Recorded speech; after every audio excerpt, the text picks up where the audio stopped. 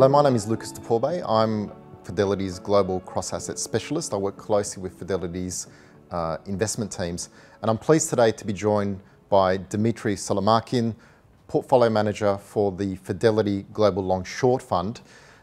So Dimitri, welcome and thank you for joining us. Thank you, Lucas. Thanks a lot for having me. No problem. And look, before we get started, I'm really interested in, you've got an interesting background. How did you get into asset management? Because your journey was not a typical journey that you see often in the asset management industry. Yeah, I mean, that's probably not a typical journey in our industry, but mine was, yeah, it's true, a bit of an accident, if I'm completely honest with you.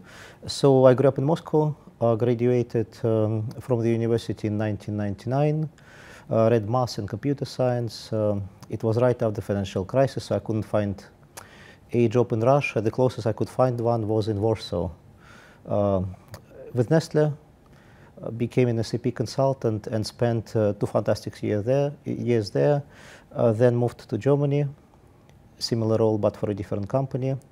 Then wanted to do a career change but was not sure what I wanted to do, so went to a business school. And Fidelity just interviewed me on campus, and yeah, the rest is history. I was really attracted by the people who I met. And it's interesting because your journey into asset management was not a typical journey, and I'd argue the way you invest is not a very typical way of investing. So how would you, in terms of your investment philosophy, how would you describe it? It's a bottom-up stock picking process. I obviously believe in active investing, otherwise I would not be here. But the style is very kind of strange. Contrarian value with a big emphasis on contrarian. I believe that, you know, it's a very competitive industry, lots of different strategies. Fund managers will try to generate alpha for the client.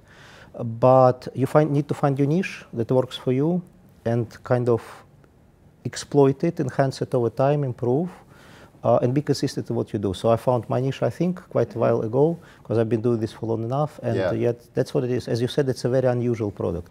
And so if you think about that contrarian, because there's a lot of investors out there, they say they're contrarian, but actually probably not as contrarian as you think. But I think your strategy is very much a contrarian strategy. So if you were to sort of describe it, like and it's a long-short portfolio, on the long side of the portfolio, what would be a typical type of stock, and maybe use an example of a stock on the long side, that what the key things you look for?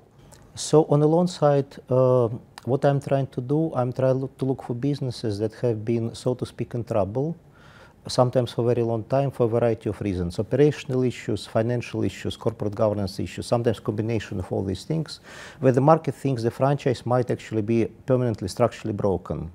And in most cases, the market is right, but what I'm trying to do, I'm trying to find the businesses where I think the core is still intact and there's a turnaround potential, and this is actually my loan book. Half jokingly, I say my loan book is a book of blow-ups or falling knives, whichever way you want to kind of put it. So that's the style. And the reason I do it is not because I'm, you know, risk junkie or anything like that. I think that this is one of the least competitive niches within the market, because very few people are willing to do it. Because it's very uncomfortable. And because it's uncomfortable, it actually works very well over time. And what's an example, because you've held some interesting positions over time, and you know, sometimes when people think of those turnaround sort of stories, they think of sort of obscure companies, but some of the companies you've held, you know, big global brands, and you know, in today's land, but maybe a few years ago weren't as well known. So what's an example of a company that in the past you've included?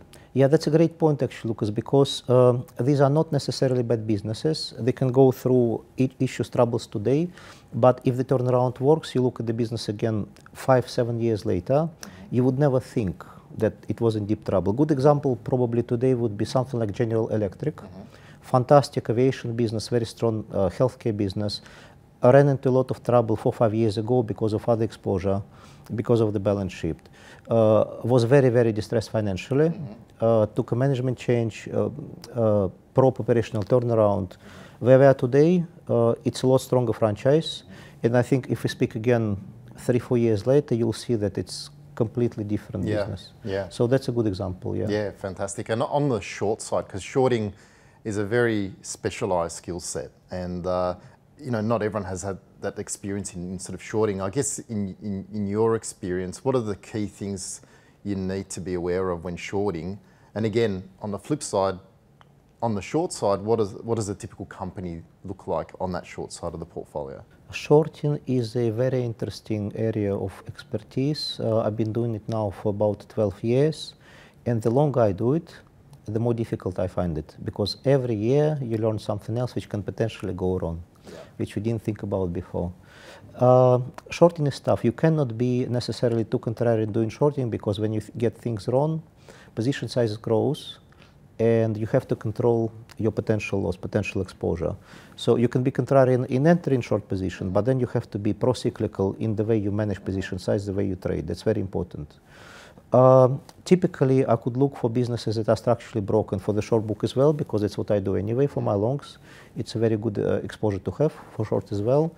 I look for something that could be fraud, accounting fraud, corporate governance issues, but also because of the market environment that we have been in over the last few years or so, it's been quite good shorting what I call market bubbles, you know, where people get excited about a theme, a topic, a sector maybe, and then it's a very good ground for short ideas, potentially as well.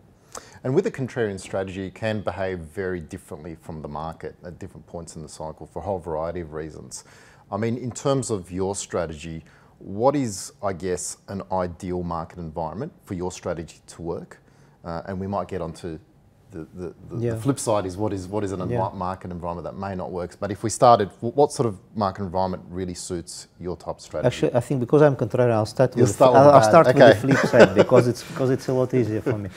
So if you think about it, what I own is very, very idiosyncratic. So my stocks do their own thing anyway, so to speak. So in that case, the worst case scenario for me, where the market goes up a lot, driven by a number of large cap names, because then it can be difficult for me to keep up. So the bull market is bad news for me, which is quite unusual for an equity fund manager.